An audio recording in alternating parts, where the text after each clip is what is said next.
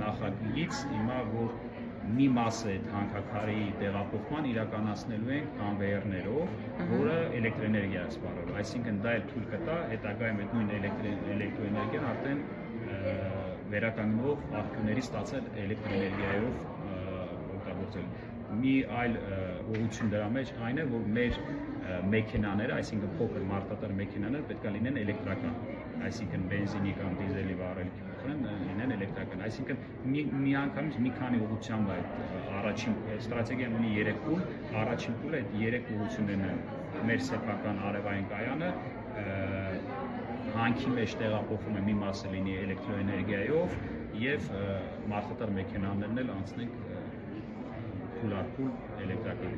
Իսկ մոտավորապես այդ հենց առաջի փուլի, հա, պրոյեկտների համար ինչ գումար է, ինչ ֆինանսավորում է նախատեսում կոմբինատը։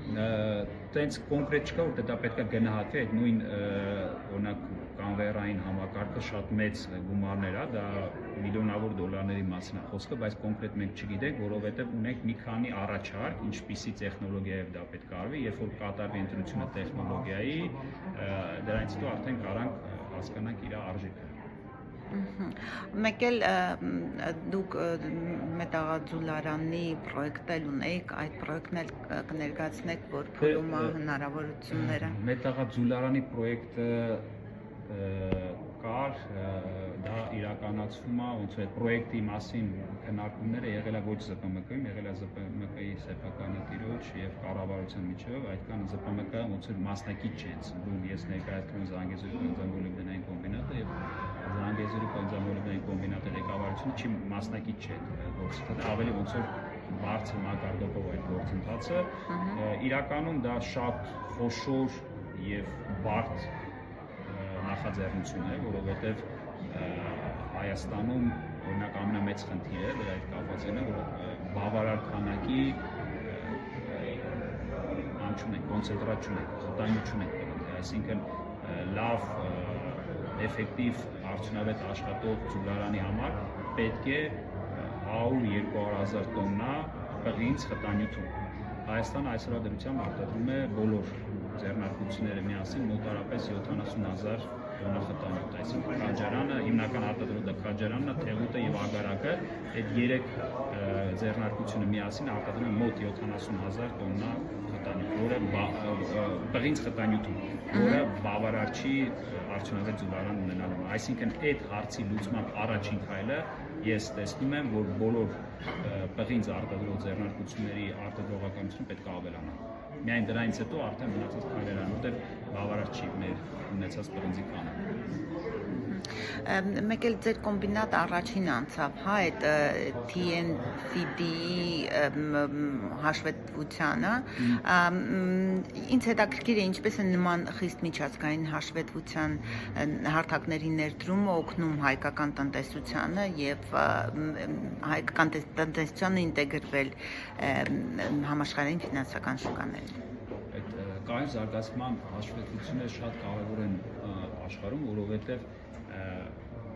շատ պատճառներ կա, սա երկար խոսալու թեմա է, ուղղակի կարճ որ ասեմ, առաջնահերթ ցանկացած ներդրող, ցանկացած գործընկեր միջազգային առաջնահերթ ուզում է տեսնել այդպիսի հաշվետվություններ, այսինքն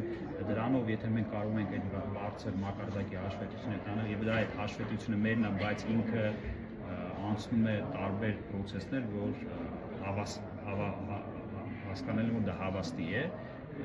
ընդունի դրա հավաստիությունը եւ գործընկերները երբ որ տեսնում են այդպիսի հաշվետվողականություն մեր կողմից, արդեն լրիվ ուրիշ վստահելիության մակարդակ է, այսինքն շատ գործընկերներ նույնիսկ Չինաստանում, Եվրոպայում, Արևմուտքում չեն ուզում աշխատել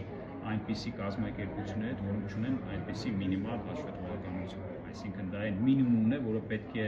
միջազգային շուկաներում խոշոր գործընկերային եւ առևտրական կապեր ունեցող կազմակերպություններ ապահովեն եւ ունենան։ Եվ վերջին